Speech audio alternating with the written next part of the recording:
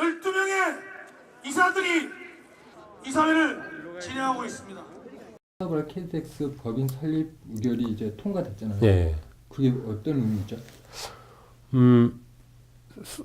법인 설립된 것은 이제 수서발 KTX를 운영하는 회사를 철도공사와 다른 회사가 운영하게 되게 된다는 의미고요. 그리고 그 이사회를 통해서 법인 설립이 결의되고 이제 신설법인 설립 절차에 들어가는 거죠. 이 설립 절차에 들어가게 되면 일단 그 수서발 KTX를 운영할 수 있는 여러 제반 여건들이 있어요. 일단 회사 설립 과정에서 필요한 여러 자본금도 모금해야 되고요. 모집해야 되고, 그리고 이 기관사라든지 어떤 시설 분야 이런 것들에 대한 설비도 갖춰야 되고, 그래서 국토부가 정한 면허 요건을 충족하고 국토부가 면허를 발급하면 바로 독립적인 KTX 신규 KTX 운영사가 하나 더 생기는 셈이 되는 거죠. 수서발 KTX 분리가 민영화의 아주 중요한, 특히 한국철도 전체 산업의 민영화의 중요한 계기가 될 거라고 보는 이유가 바로 그 문제인데요. 지난 6월 26일 날 국토교통부에서 철도산업 발전 방안이라고 발표를 해요. 발표를 하고 그 과정에서 나오는 게 핵심은 그거예요. 수서발 KTX를 분리해서 경쟁체를 만들겠다. 그리고 코레일의 경영이 악화돼서 운영을 반납하는 지방선들에 대해서는 민간 개방을 추진하겠다라고 얘기를 했어요. 그럼 이 말은 무슨 말이냐면, 일단 수서발 KTX가 개통되면 코레일의 수익은 줄어들 수밖에 없어요. 확 줄어요. 그러니까 조사에 따르면, 이건 코레일에서 조사한 바에 따라 한 4천억 정도가 영업수익 준다고 해요. 1년의 매출액이. 엄청난 비용이거든요. 근데 지금 한국철도 노선 중에 KTX 노선, 경부선 KTX 노선 빼고는 다 적자예요. 그러니까 오로지 여기서 얻는 수익으로 지방의 적자선을 보조해서 운영되고 있는 셈이죠. 근데 수서발 KTX가 개통되면 그 강동, 강서, 분당, 성남 이쪽의 주민들은 서울역에 안 오거든요. 집 앞에 수서역이 있는데 누가 서울역에 오겠어요. 또는 역으로 제가 서울역 근처에 사는데 미치다고 1시간 반 이상 가서 수서역 가서 그걸 타고 갑니까? 그에 따르면 4천억 정도의 매출 손실이 일어나는 거죠. 그러면 고속선에서의 수익이 확 줄어들 수밖에 없거든요. 그럼 수익이 줄어들면 지방적자선에 대한 보조를 할 수 없게 되는 거죠. 그럼 국토부의 방안은 뭐냐면 코레일의 자연사를 유도해서 지방적자선의 운영 능력을 떨어뜨리겠다는 거죠. 그러면 지방선에 대해서 운영 능력이 떨어지면 지방선의 운영권을 코레일이 반납하게 하겠다, 이런 의미죠. 왜냐하면 그 발전 방안에 그렇게 나와 있거든요. 코레일이 경영상의 이유로 운영권을 반납하면 민간 개방을 하겠다. 그러면 이 수서발 KTX가 그렇기 때문에 전체 한국철도의 민영화의 어떤 시발점이 되는 의미가 있는 거고요. 근데 여기서 되게 중요한 게 하나 있어요. 어떤 중요한 점이냐면, 민간 개방을 한다고 하면 한국에 이 철도를 운영할 수 있는 민간 회사가 있나요? 없죠.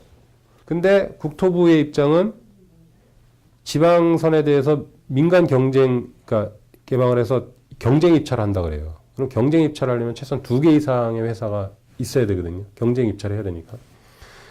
근데 한국에는 이런 회사들이 존재하지 않는데 어떻게 민간 회사가 여길 들어올 것이냐.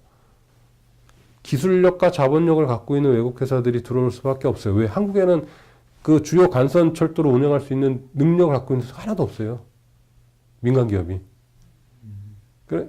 그렇게 해서 지금 지하철 9호선 운영하고 있는 베올리아사라든지, 또는 그 외에 이 철도를 운영할 수 있는 여러 가지 다국적 기업들이 있거든요. 그런 회사들이 한국이 민간 개방해버리면 경쟁 입찰해서 우리가 운영해보겠다 하고 들어오면 그 나라의 기업들이 한국철도의 간선망에 침투할 수 있는 아주 중요한 계기가 되는 거죠.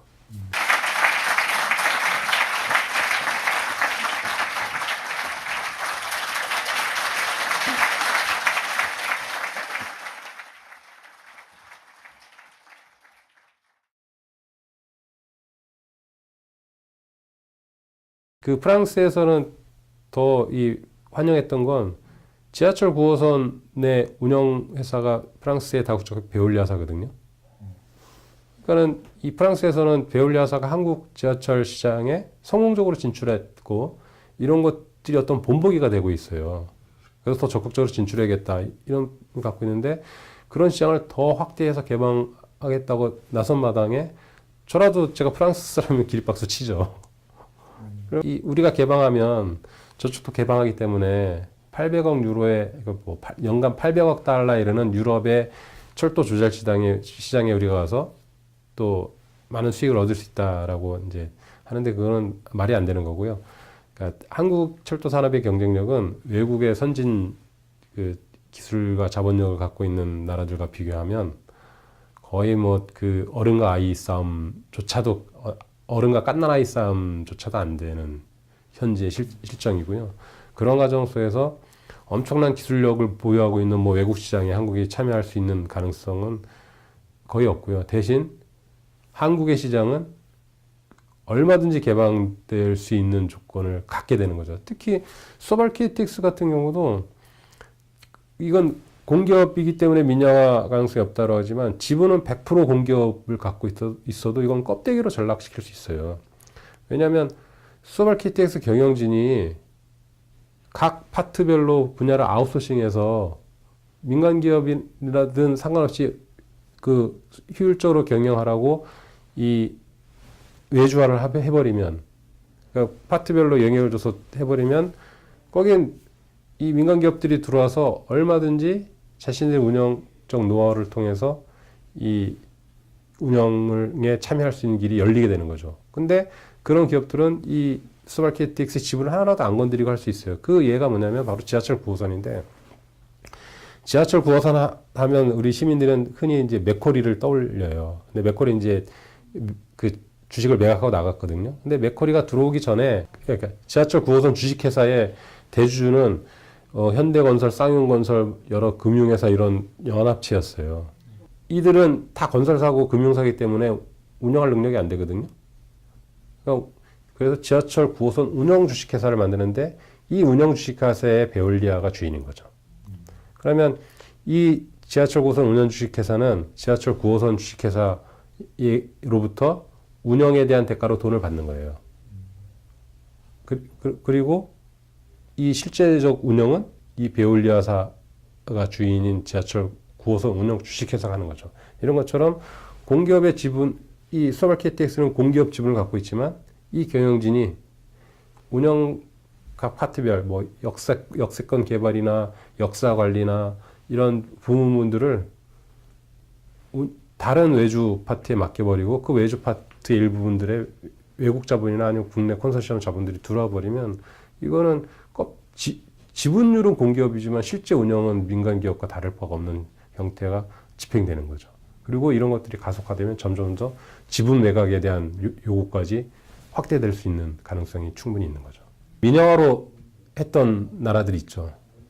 그 대표적인 나라가 뭐 영국, 아르헨티나 이런 나라들인데 그래서 민영화를 시켰더니 실제로 돈이 안 되는 노선들은 나중에 다 폐선시키는 거예요. 그래서 아르헨티나 같은 경우는 철도망들이 그러니까 한 거의 70%가 소멸됐어요. 그리고 이제 노선이 사라진 거예요? 예, 운행을 중단한 거죠. 돈이 안 되니까 나중에 민간 회사에 넘겼는데 민간 회사가 파산하거나 도저히 우리 민간 회사 왜냐면 그리고 왜 파산할 수밖에 없냐면 민간 회사가 어떤 선로 유지 보수 비용이라든지 또는 이런 것들에 대해서 투자를 안 하는 거죠. 그러니까 선로 유지 보수하려면 돈이 많이 들어가는데 그거보다는 그냥 슬슬 다녀. 아니면 운행 간격을 줄여. 이러다 보니까 점점 더 열악해지고 궁극적으로는 폐선까지 되는데 특히 이제 아르헨티나 그 부에노스아이레스 시내 같은 경우는 부잣집 동네하고 가난한 집 동네하고의 열차 이용 환경이 달라요. 그래서 이제 부촌에 다니는 열차들은 굉장히 럭셔리하고 시설이 좋은데 빈촌에 다니는 열차들은 완전히 이 창문도 제대로 안 껴있고 막 쇠창살로 돼 이러고 사고도 많이 나고 그래서 이 철도마저 양극화되거나 아니면 그런 철도의 네트워크망이 계속 훼손되는 거죠. 근데 그런 것들이 아주 구체적인 민영화의 폐해 사례인데 이런 것들이 선진국이라고 불리는 영국에서도 숱하게 일어나거든요. 그러니까 잦은 사고라든지 또 엄청나게 오르는 요금 감당할 수 없는 영국에 이제 올해 1월 1일 가디언지 이런 데 보면 그 올해만 그런 게 매년 영국의 뭐 타임즈라든지 BBC라든지 가디언 이런 데서 연초에 나오는 기사 중에 단골 기사가 철도 요금 때문에 못 살겠다라는 거고 시민들 또 의회 이런 반응들이 나오거든요. 시민들이 시위하고. 그러니까 이 도저히 연봉으로는 이 셀러리맨들의 연봉으로는 철도 요금을 감당할 수 없어서 그러니까 출퇴근도 못할 지경이다 이런 기사 나오는데 한국에서 이제 지금 경의선 서울에서 뭐 일산 이 정도 거리 전철 타고 다니면 1년 동안 교통카드 찍어봤자 출퇴근하면 200만 원도 안 될걸요. 제가 정확히 계산 한 160 몇만 원 나오는 것 같은데 근데 그 정도 거리를 영국에서 하면 600만 원을 드려야 돼요.